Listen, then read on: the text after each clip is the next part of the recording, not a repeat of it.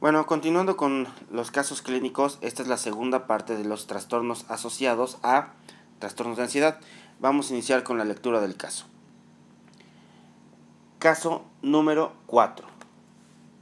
Posterior a enterarse que su hijo cursaba con VIH, supo del diagnóstico hace 5 meses, Rafaela comenta que comenzó a presentar pensamientos raros de los cuales es difícil deshacerse. Estos se repiten constantemente en su cabeza y, a pesar que quiere dejar de pensarlos, no puede, y esto le genera ansiedad e intranquilidad. Los pensamientos consisten en que cuando se encuentra en la cocina, al ver cuchillos, tiene la idea de que de un momento a otro puede tomarlos y atacarse o atacar a otras personas, principalmente a una de sus nueras.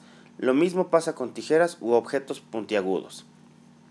Esta situación le ha generado gran estrés, pues ella refiere que siempre ha sido una persona tranquila y que por nada del mundo pensaría en hacer algo así. Desafortunadamente, los pensamientos son tan fuertes que, en varias ocasiones, ha tenido la sensación que estos pueden ser tan fuertes y que le lleguen a ganar el impulso de hacerlo, y que esta situación se le salga de las manos. Esto le genera mucho temor. Con el paso del tiempo y conforme los pensamientos se hicieron más frecuentes, comenzó a notar que si rezaba podía disminuir su frecuencia. Desde ese tiempo, constantemente se muestra ansiosa, intranquila y preocupada por las ideas que ella misma sabe que su cabeza genera. Lo anterior ha hecho que con el paso de los días se sienta triste, desganada. La tristeza es porque quisiera dejar de tener dichas ideas y por pensar en las consecuencias que tendrá por dejarse llevar por los impulsos. Y con dificultad para dormir, por la recurrencia de las ideas y por mantenerse pensando una y otra vez en estas. Situación que la llevó a consulta. Al realizar un interrogatorio más exhaustivo, Rafaela comentó que antes de la noticia de su hijo ya cursaba con este tipo de sintomatología.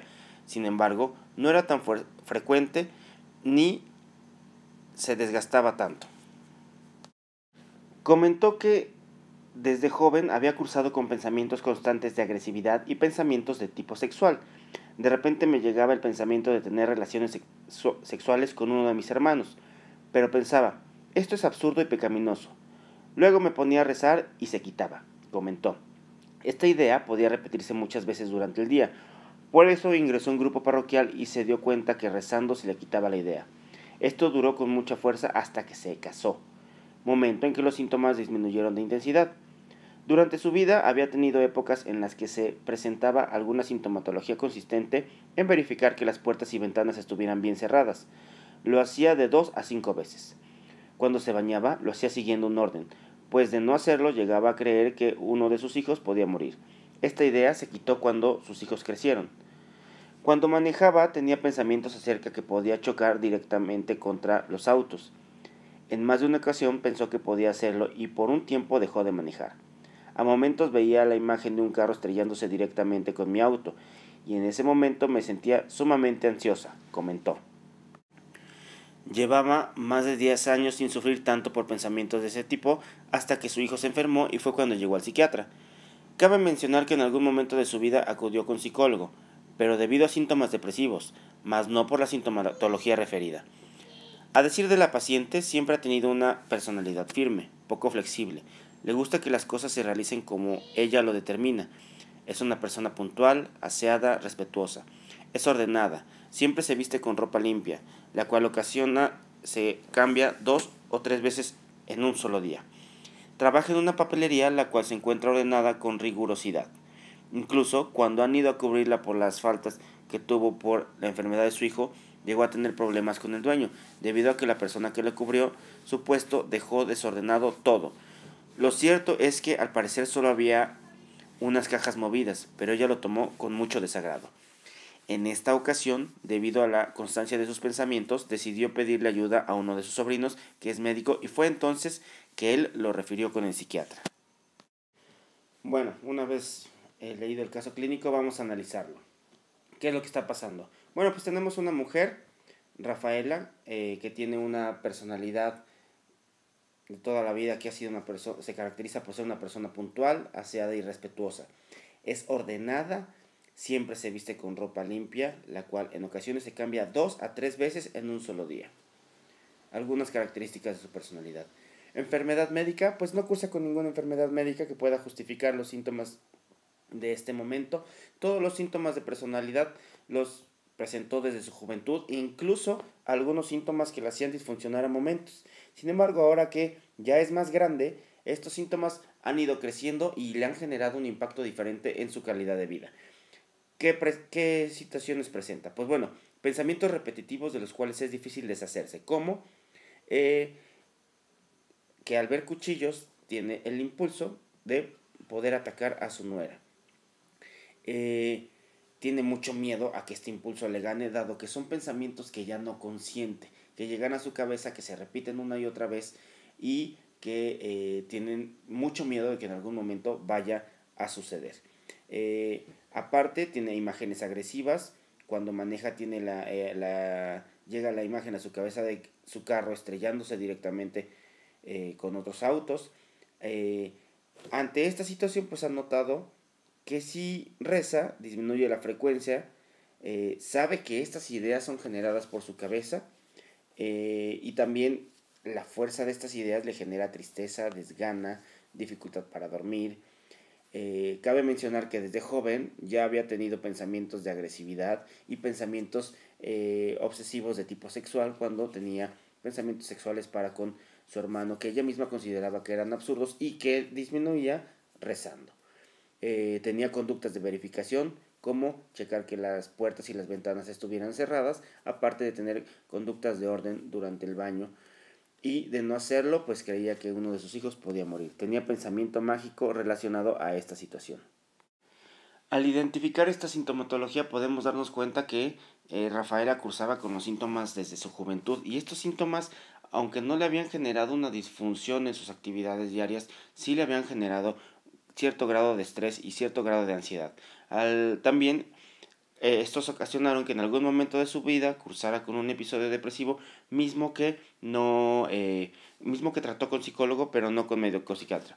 Es común que estos pacientes lleguen por otro tipo de sintomatología con el médico, sin embargo, no es como muy común que ellos lleguen a referir toda la sintomatología y tampoco es muy común que el médico que está frente a estos pacientes lo identifique, dado que no es uno de los padecimientos como muy fáciles de ver.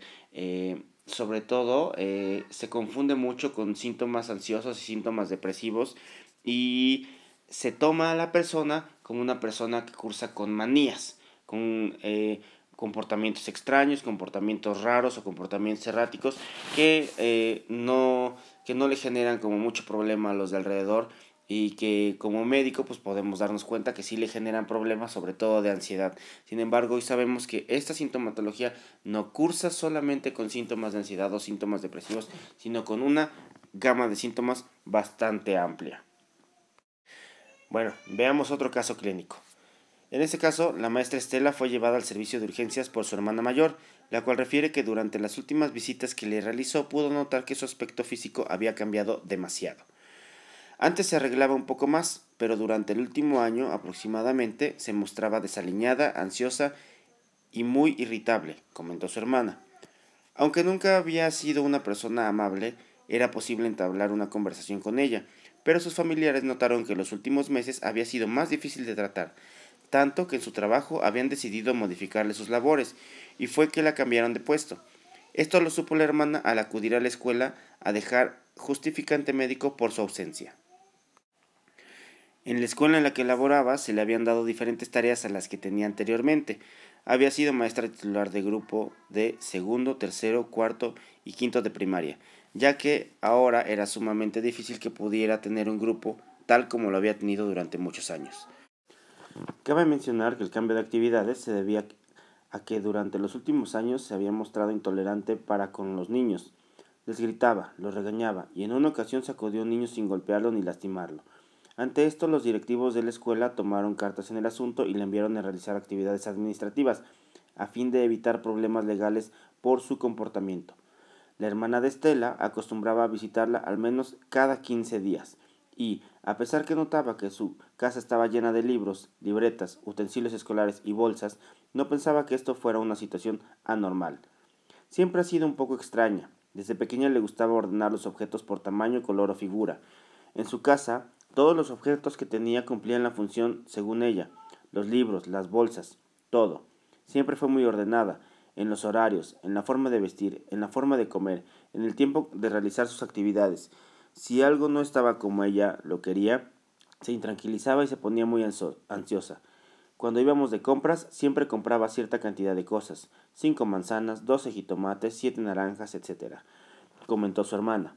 A pesar que se nos hacía raro, ya sabíamos que así era ella, un poco rara.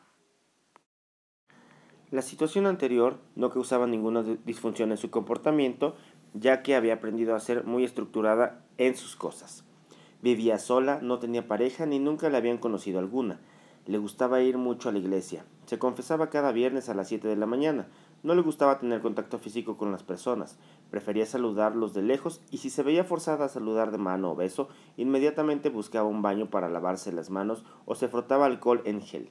Esto último, en varios momentos le ocasionó lesiones en ambas manos por el lavado excesivo, pero a pesar de esto lo seguía haciendo. Durante los últimos 5 años la habían transferido del lugar de trabajo en 3 ocasiones, debido a que se mostraba intranquila a seguir las reglas de las diferentes escuelas. El primer cambio se dio posterior a cambio de director en la escuela en que laboraba. Al parecer, tuvo varias confrontaciones con la nueva directora, comentó la hermana. Los cambios posteriores se suscitaron porque le fue difícil adaptarse a dar clases a nivel secundaria y el último debido a la agresión al infante. Por tal motivo fue enviada a laborar a un área administrativa. La tarde que llegó al servicio de urgencias fue porque durante los últimos 2 meses, además de observar el cambio en su higiene y aliño, su hermana pudo notar cambio en su comportamiento. Se mostraba irritable y a momentos agresiva. Solamente salía de la casa al trabajo. Ya no iba ni al supermercado a realizar sus compras. Lo más llamativo para su hermana fue el descenso de peso. Este era alrededor de 15 kilogramos en 2 meses. Su hermana había pensado lo peor. Pensó que era cáncer o algo parecido. El médico de urgencias, al verla intranquila por la consulta, decidió inyectarle diazepam. Al recabar la información, la refirió al psiquiatra con el diagnóstico de trastorno psicótico en estudio. Bueno, en este caso tenemos a la maestra Estela, que es una mujer, ya pasa los 60 años, sin pareja y como antecedente pues es muy religiosa. Ella presentaba síntomas desde la juventud, sin embargo tampoco habían generado mucha disfunción, al igual que el caso anterior a este. Nunca había sido una persona amable, tenía dificultad para cambiar de actividades. Desde pequeña le gustaba ordenar objetos por tamaño, color y figura. Los objetos cumplían una función según ella, a pesar de que los familiares pues no le encontraban dicha función. Tenía en su casa objetos como libros, bolsas, entre otras cosas. Era muy estructurada en las actividades que realizaba, era ordenada, le gustaba seguir horarios con mucha formalidad, le gustaba tener cierta forma de vestir, la comida era como de un solo tipo, y si algo estaba como ella no quería, pues se intranquilizaba y se ponía muy ansiosa.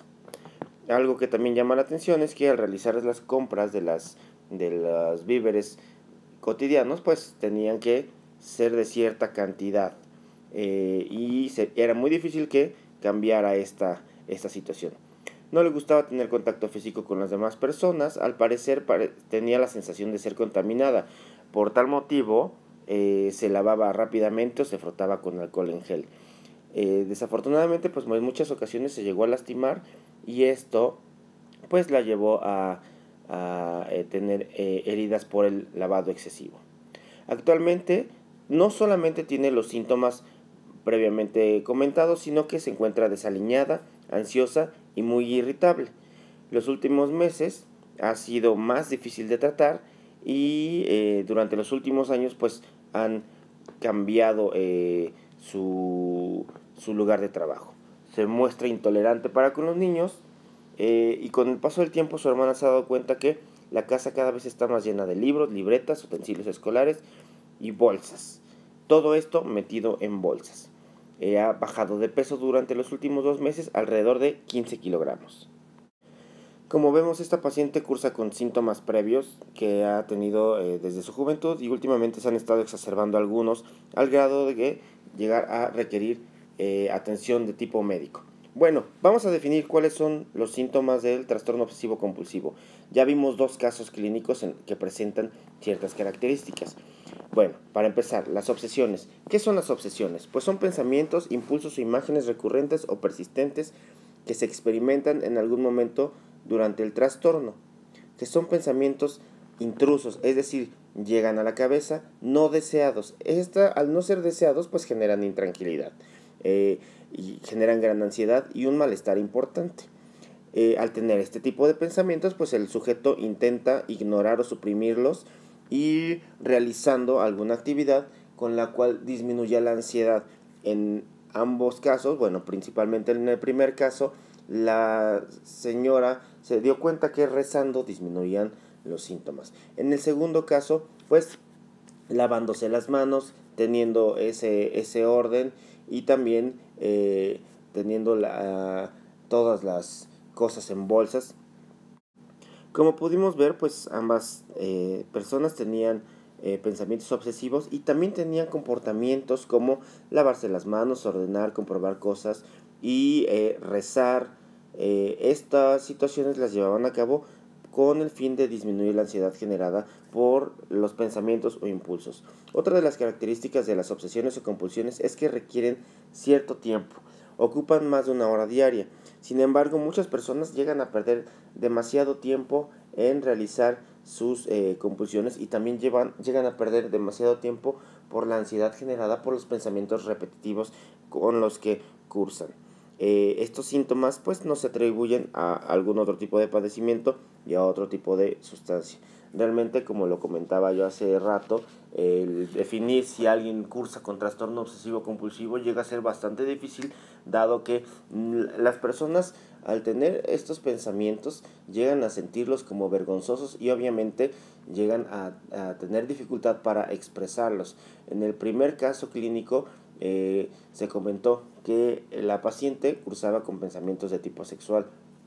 Ella se veía o pensaba teniendo relaciones sexuales con su hermano y esto pues obviamente le generaba mucha intranquilidad y le generaba vergüenza al grado de compensarlo rezando demasiado. En el otro caso pues la paciente cursaba con limpieza constante y con esa sensación de ser contaminada, lo que la llevaba a lavarse las manos. Muchas veces como médicos pues lo único que vemos son los resultados físicos. En este caso pues la paciente cursaba con lesiones en manos y eso hace que comúnmente lleguen con dermatólogo o con algún otro médico antes de llegar con el psiquiatra. Bueno, vamos a continuar con los demás casos clínicos. Bueno, el siguiente caso es el caso de Miguelina, quien fue llevada con el médico del pueblo debido a que desde que su esposo sufrió una caída de un árbol y falleció, ella se ha mantenido sufriendo constantemente. El día del accidente ambos estaban en el campo. Mientras ella sostenía la escalera, él se subió a un árbol a cortar pimienta. Esto era algo que hacían cada que era el tiempo de cosechar pimienta, pero ese día él cayó de una altura aproximada de 8 metros y Miguelina vio cómo caía. Trató de auxiliarlo, pero no pudo hacerlo como ella quería. Llamó a sus hijas para que fueran a ayudarlas y antes que alguien llegara a auxiliarlos, él falleció mientras ella permanecía hincada a su lado.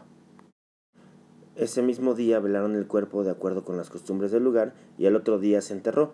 Ella no recuerda el velorio ni cuando lo sepultaron. Desde ese día está en shock, comentó una de sus hijas.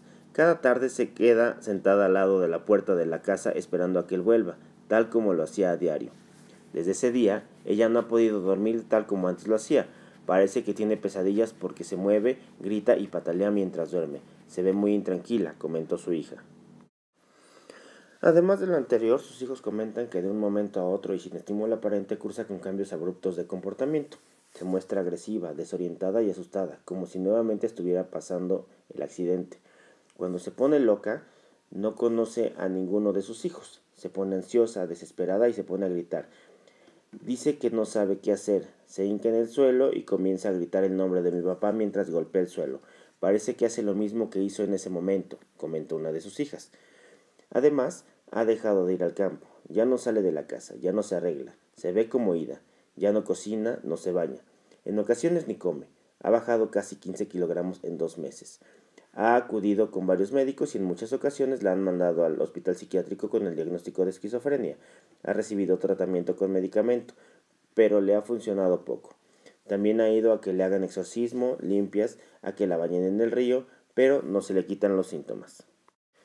Bueno, analizando los síntomas de esta paciente, Miguelina, femenino, campesina, podemos darnos cuenta que no tiene ninguna enfermedad médica y que todo empezó cuando su marido, su esposo, sufrió la caída del árbol y falleció. Es evidente que ella presentó en este momento pues un cuadro que previamente no había presentado. En ningún momento de su vida había pretendido esta manifestación de sintomatología. ¿Qué fue lo que pasó? Pues ella no recuerda el velorio, no recuerda qué es lo que pasó durante todo el sepelio, y desde ese día pues comenta a sus hijas que está en shock, como Ida.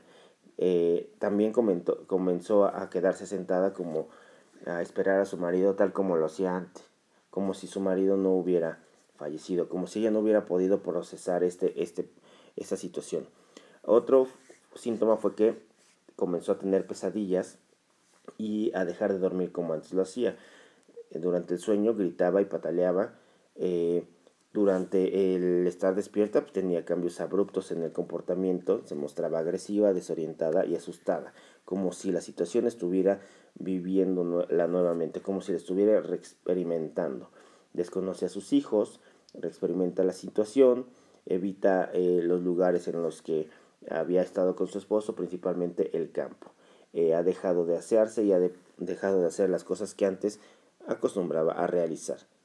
Pues en este caso fue evidente que nuestra paciente pues tuvo una situación bastante estresante. Ella estuvo expuesta a este estresor y en el que pues desafortunadamente falleció su esposo.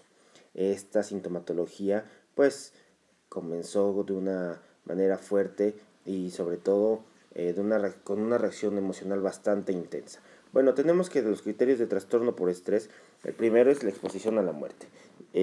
Ahí fue evidente que su marido sufrió esta situación.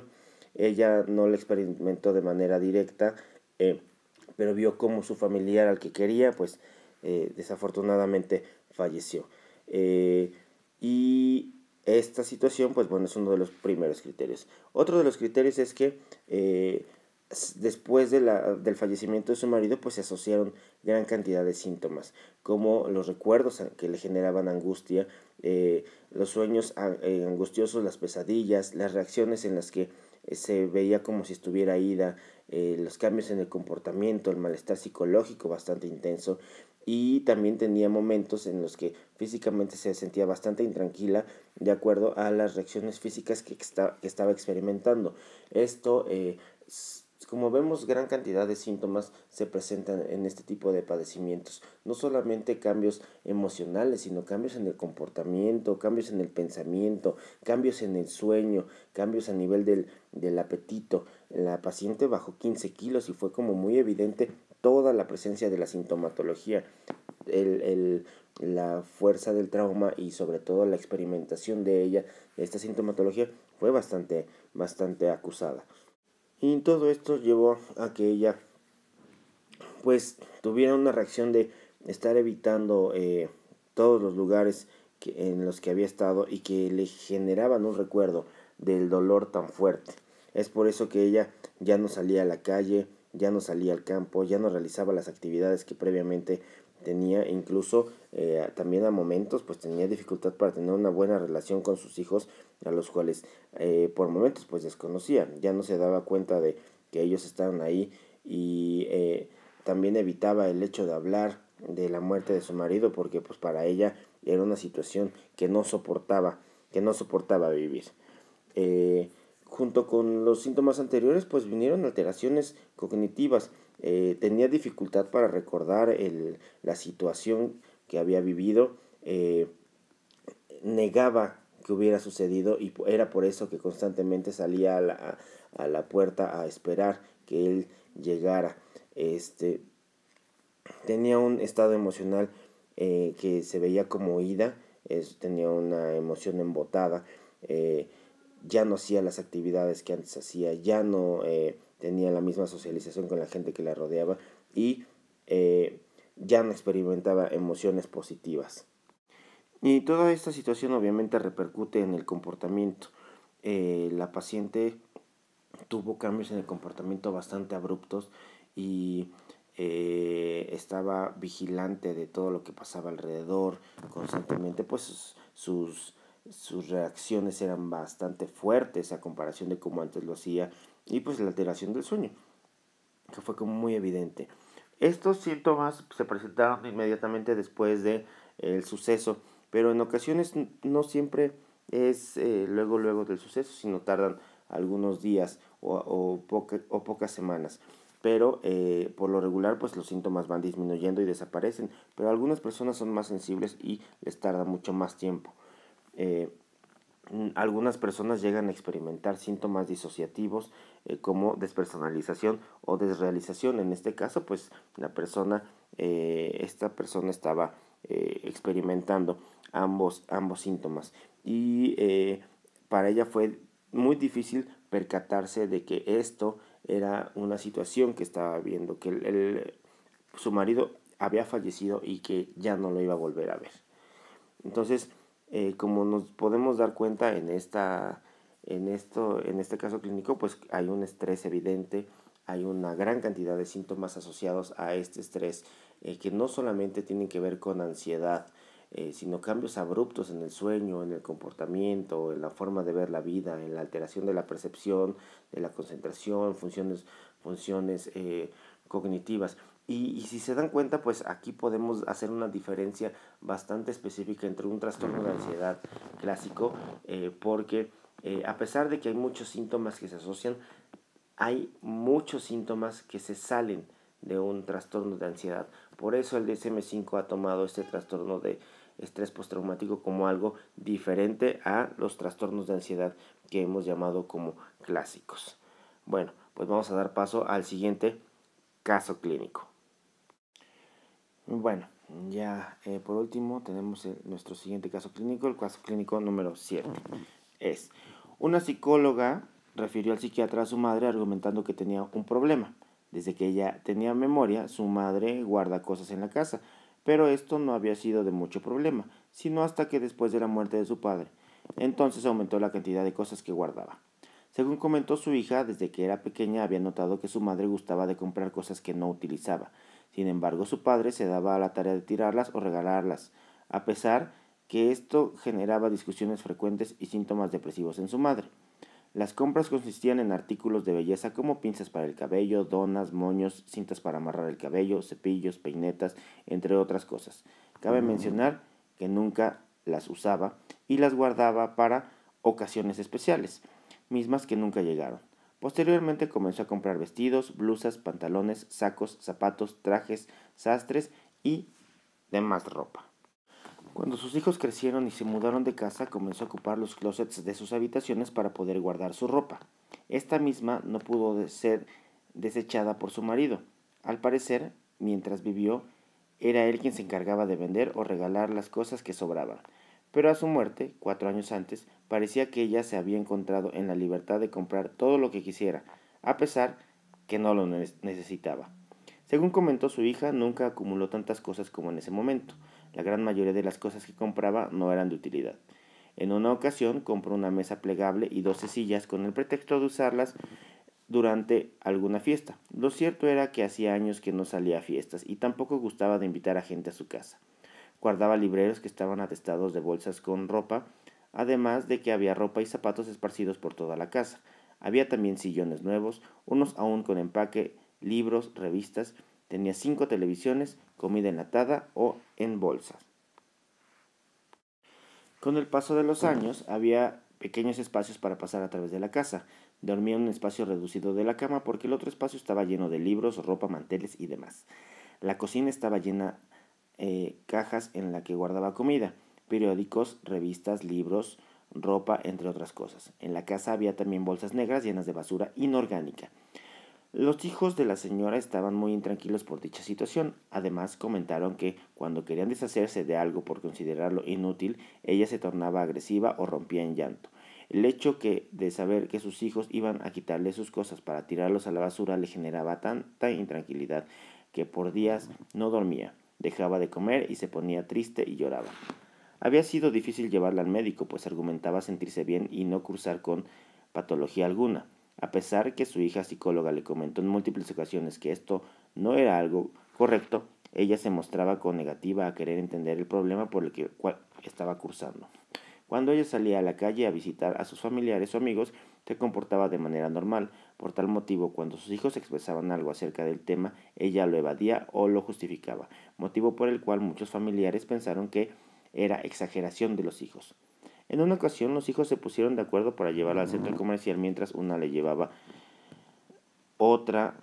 Otros aprovecharon para sacar muchas cosas de la casa. Al regresar, ella notó esta situación y se puso agresiva y posteriormente triste. Después de 3 semanas de mantener ese triste, fue que acudieron a consulta bajo ese pretexto. Analizando la sintomatología, pues podemos darnos cuenta que desde muy joven esta paciente también tendía a tener ciertas conductas caracterizadas por guardar cosas mismas que no utilizaba. Pinzas para el cabello, donas, moños, cintas para amarrar el cabello, cepillos, peinetas, vestidos, blusas, pantalones. Y esta situación pues se fue presentando con el paso del tiempo. Su marido trataba de mediar la acumulación, sin embargo a su muerte todo esto se exacerbó y ella se sintió en la libertad de ir comprando cosas. Tal fue el problema que en algún momento ya no tenían espacio para pasar por su casa, y en la cama de esta paciente pues ya estaba llena de objetos y había tanta acumulación que no podían pasar a través de ella. Esta sintomatología pues bueno es muy característica en algunos pacientes. No es difícil que ellos lleguen a negar lo que tienen o que esto es un problema, pues no lo sienten como tal. Bueno, y viendo los síntomas, pues en el trastorno por acumulación podemos ver que hay dificultad persistente de deshacerse o renunciar a las posesiones, independientemente de su valor real. Ellos le dan un valor, a pesar de que sean cuestiones a veces como muy simples o muy baratas, ellos le dan un valor bastante grande. Esta dificultad de deshacerse de las cosas pues genera intranquilidad. La dificultad de deshacerse de las posesiones da lugar a acumulación y hay una gran acumulación de esta situación. No se atribuye a otra enfermedad médica, por lo regular va muy de la mano del trastorno obsesivo compulsivo, por eso entra dentro de los trastornos que se asocian. La acumulación pues no se explica por síntomas de otro trastorno mental y muchas veces va muy de la mano con otro trastorno como es depresión o ansiedad, porque el hecho de desprenderse de las posesiones pues genera mucha intranquilidad. El tratamiento para este tipo de padecimientos es muy parecido al trastorno obsesivo compulsivo, dado que genera ansiedad el hecho de pensar que me tengo que deshacer de mis posesiones o tengo que dejarlas de lado. Y esto pues también genera cambios en el comportamiento, irritabilidad, intranquilidad y también problemas de sueño al saber que mis familiares buscan quitarme estas posesiones. Es importante pues identificar esta situación porque hay personas que llegan a acumular tanto o tantas cosas que llega a ser incómodo. Las casas llegan a estar atestadas de objetos sin valor, objetos a los que el paciente le da muchísimo valor. Bueno, más adelantito vamos a ver un poquito del tratamiento para este padecimiento.